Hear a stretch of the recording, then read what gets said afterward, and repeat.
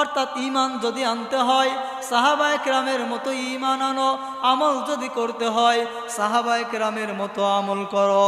আল্লাহ রাব্বুল আলামিনের পয়গম্বরের একজন সাহাবী ছিল, নাম তার হযরত আবু বকর রাদিয়াল্লাহু তাআলা আনহু। সবাই খেয়াল করে আমার কথাটা শোনেন, ছোট্ট একটা ঘটনা বলে শেষ করে দেব ইনশাআল্লাহ। হযরত আবু বকর রাদিয়াল্লাহু তাআলা আনহু ছিট কাপড়ের ব্যবসা করতেন। ব্যবসা করা এক নম্বরে হালাল একটা কাজ। আহাল্লাল্লাহুল বাইয়া ওয়া হাররামার রিবা। আল্লাহ রাব্বুল আলামিন বলে আমি ব্যবসাকে হালাল করে দিয়েছি আর আমি মালিক সুদকে হারাম করে দিয়েছি। হযরত আবু বকর রাদিয়াল্লাহু তাআলা আনহু ছিট কাপড়ের ব্যবসা করতেন। ব্যবসা করতেন একদিন তিনি চিন্তা করলেন আমার একটা কাজের জন্য সফরের কাজে বের হয়ে যাওয়া লাগবে।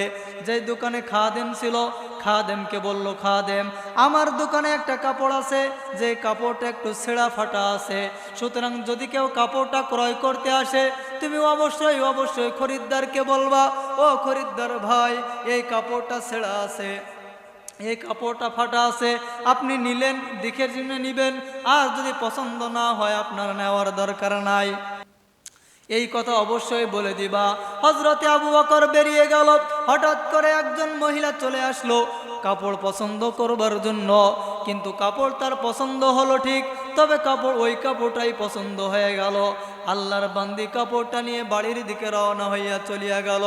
বাড়িতে যাওয়ার পরে একদিন, 2 দিন, 3 দিন, 4 দিন পরিধান করার পরে হঠাৎ করে আল্লাহর পয়গম্বরের সাহাবীর দোকানে আবার চলে আসলেন। আসার পরে দেখেন আবু বকরও আসছেন, আবার ওই দোকানে ওই খাদেমও আসছেন।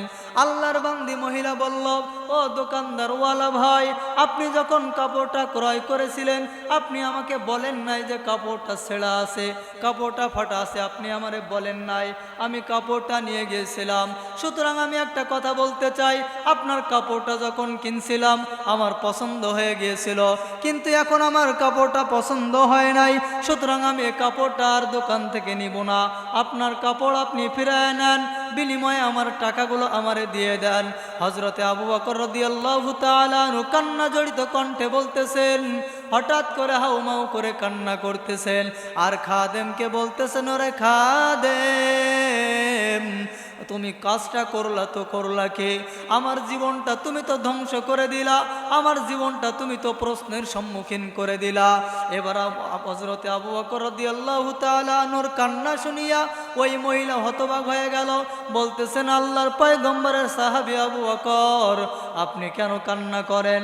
তখন আবু বকর রাদিয়াল্লাহু তাআলা আনহু বললেন, আরে আম্মা জান, আজকে আপনি কাপড়টা ক্রয় করেছিলেন, ওই কাপড়টা ক্রয় করার সময় আপনার পছন্দ হয়েছিল, আজকে আপনার কাপড় পছন্দ হয় নাই, তাই আপনি আমারে বললেন আপনার টাকা আপনি ফিরাইয়া নেন, আমার কাপড়টা আপনি ফিরাইয়া দেন। আর আমার মালিক যে ইবাদত করার জন্য আমার মালিক আমার যে জান্নাতের সার্টিফিকেট দিয়েছিলেন, ওই মালিক যদি কিয়ামতের ময়দানে বলে, রে আবু বকর তোমার জানার মাল তুমি নিয়ে নাও, বিনিময়ে আমি আল্লাহর জান্নাত তুমি ফিরাইয়া দাও, আমি আবু বকরের কি অবস্থা হবে? এই চিন্তা আর পেরেশানিতে আমার আজকে কান্না করতেছে, চোখ দিয়ে পানি বেরোচ্ছে। এই কথা বলার পরে খাদেমও কান্না করে, ওই মহিলাও কান্না করে।